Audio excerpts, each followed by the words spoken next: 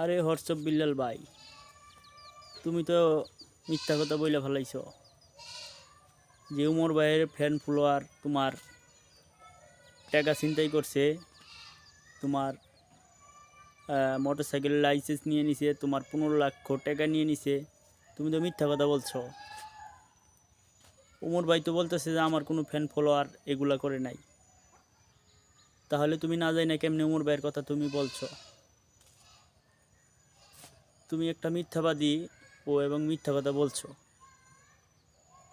তো উমর ভাইয়ের ভিডিওটা তুমি এখন আমি প্লে করে দিতেছি, উমর ভাইয়ের ভিডিওটা দেখো, দেখলে তো অবশ্য বিশ্বাস হবে।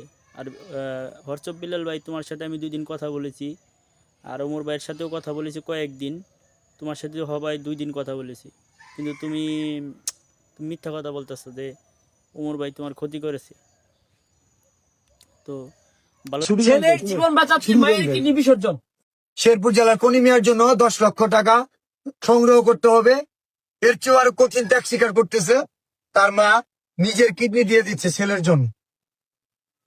এটা প্রচুর পরিমাণ মানুষের কাছে শেয়ার করে, প্রচুর শেয়ার করে দেন ছেলের জন্য যে একজন মা তার ছেলের জন্য কিডনি দিয়ে দিচ্ছে তার জীবন বাঁচানোর জন্য।